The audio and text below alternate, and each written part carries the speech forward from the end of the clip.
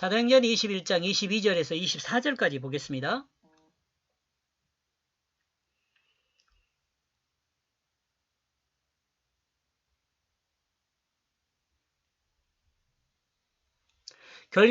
결과적으로 어떻게 하고 있느냐? 그들은 반드시 소문을 들었을 것이다. 왜냐하면 내가 왔기 때문이다. 지금 이제 그 문제가 있는 것을 말씀하고 있죠. 야고보와 그 형제들이 바울이 지금 현재 이 예루살렘에 와 있는 것에 대해서 사람들이 공격할 준비를 아마 하고 있을 것이다. 이렇게 바울에게 미리 알려주는 거죠. 바울이 예루살렘으로 왔기 때문에 율법의 열심이며 할례를 행한 기독교인들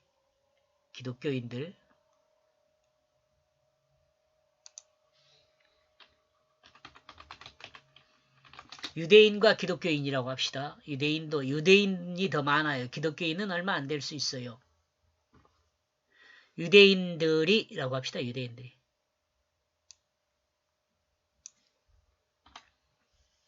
바울에 대한 소문을 들었을 것입니다. 그리고 바울이 이방에서 가르친 내용을 알게 되어 서로가 논쟁이 있게 될 것입니다. 이 논쟁은 베드로 증거와 바울의 증거를 통해 야고보와 결론을 내린 바 있습니다.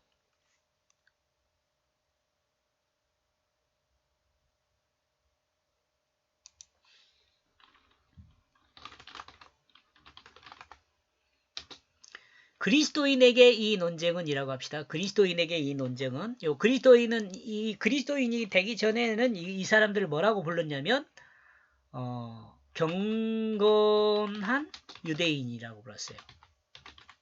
이 사람들이 그때 당시에는 성경에 경건한 유대인이라고 불렀어요. 이 사람들이 이제 예수를 믿는 사람들이거든요. 예, 이건 이미 결론이 났어요. 이렇게. 그런데 이 유대인들에게는 아직 이게 결론이 안 났죠.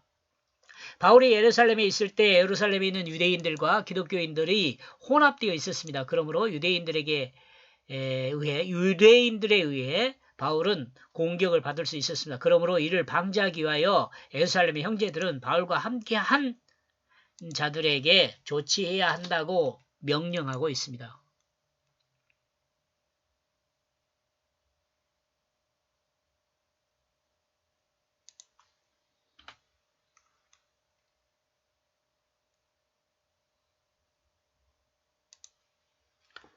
23절 그러므로 너는 이것을 행하라. 우리가 너에게 말한 것을 그 네 사람이 우리에게 있다. 그 자신들 앞에서 서원한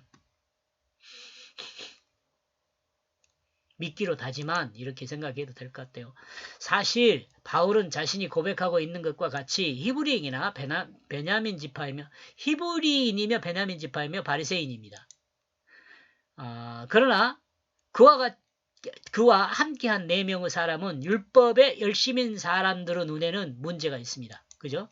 여기서 소원하다, 하나님께 기도하다, 맹세하다 등의 의미를 가진 단어입니다. 그러니까 예수 믿기로 다짐한 사람들이라고 이해하면 돼요.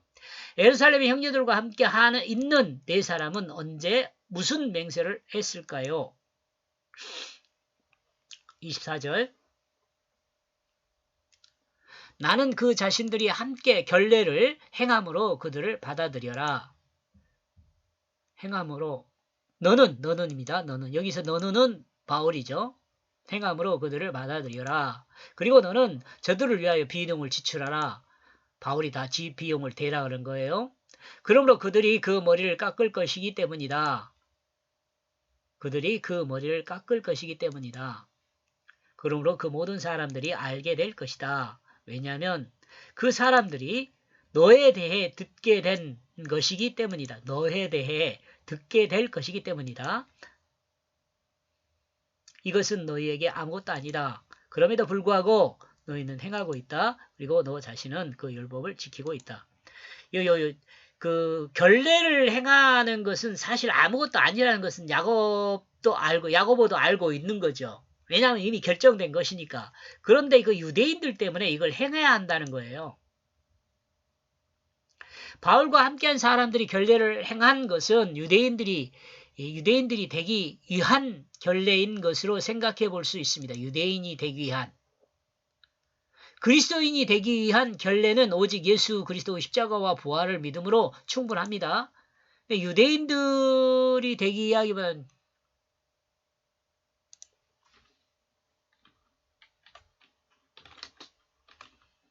유대인들의 간섭이라고 합시다. 유대인들의 간섭.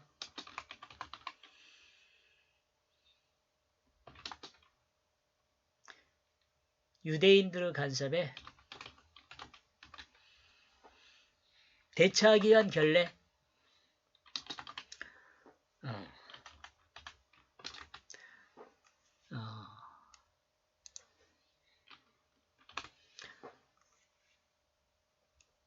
그리스도인이 되기 위한 결례는 오직 예수만 믿으면 돼요. 십자가 부활을만 믿으면요. 근데 이거 할례가 필요 없거든요. 근데 이걸 행하는 것은 유대인들의 간섭에 대해서 대처하는 거죠. 대처하는 거. 그런데 이같이 결례를 하는 것은 예루살렘에 와 있는 수만 명의 유대인들에게 흠결이 되지 않기 위함인 거죠. 흠 잡히지 않기 위해서.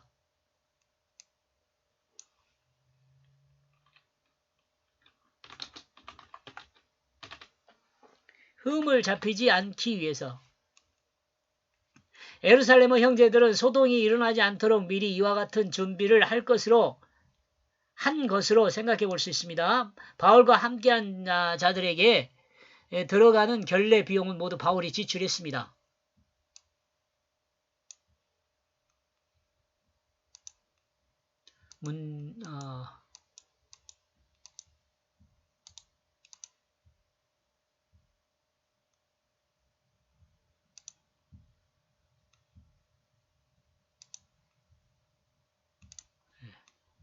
굴림으로 바꿨습니다. 그 결례에 대한 부분은 이렇게 헤세르데마 주석에서 가지고 온 겁니다. 한번 읽어볼까요? 함께 결례를 행하고 비용을 내어 결례의 정상적인 기간은 30일로서 그 시작과 끝에 머리를 깎고 그 기간에는 금욕적 생활을 하였습니다. 특별히 경우 규례라 하여 그 기간이 7일이었는데 규례가 끝나는 7일에 머리를 깎고 8일에는 성전에서 희생제물을 드리게 됩니다. 이때 제물로는 새끼 양과 수양 그리고 암양 한 마리씩 이었고 이 외에 무교병과 과자들을 바쳤는데 이 비용이 적지 않았다고 합니다. 결례의 만기를 구하니라. 이 말은 결례의 만기를 구하니라. 결례의 기간이 마치면 예식을 집행하는 제사장에게 보고하고 머리를 깎아 제단의 불에 던져 태웠습니다. 머리카락을 떼는 것 같아요. 바울의 이러한 태도는 신앙에 관한 오직 믿음이라는 주장과 된다고 보여진다. 그래도 했어요. 바울은. 유대인들한테 책 잡히지 않으려고. 설명해서 바울은 자신의 직업을 통해 얻은 수입을 이와 같은 일들 또는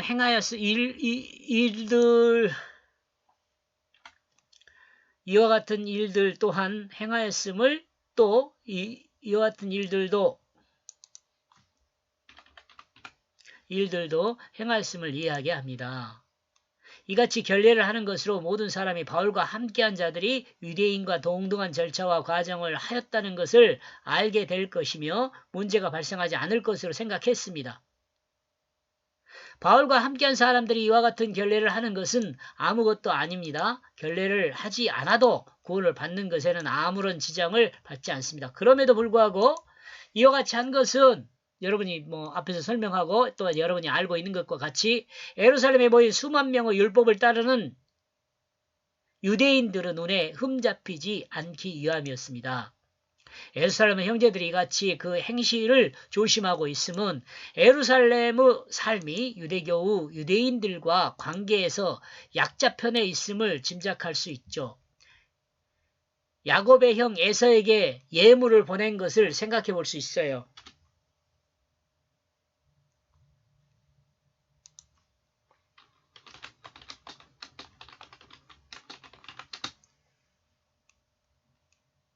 야곱이 우리는 이 내용을 통해 야곱이 형 예서에게 예물을 보낸 것을 생각해 볼 수 있어요. 사실은 예물 안 보내도 사실 뭐 형이 쌍둥이잖아요. 쌍둥이 형. 예, 뭐 여러분 이해하겠지만 바울과 함께한 일행이 결례를 행함으로 그 율법을 행하고 지키고 있음을 유대인들에게 보여주기 위함이었음을 알게 합니다. 이러므로 이 결례는 구원을 위한 결례가 아닙니다. 인간관계에 관한 결례입니다. 이해하시죠? 여기까지 보겠습니다. 고맙습니다.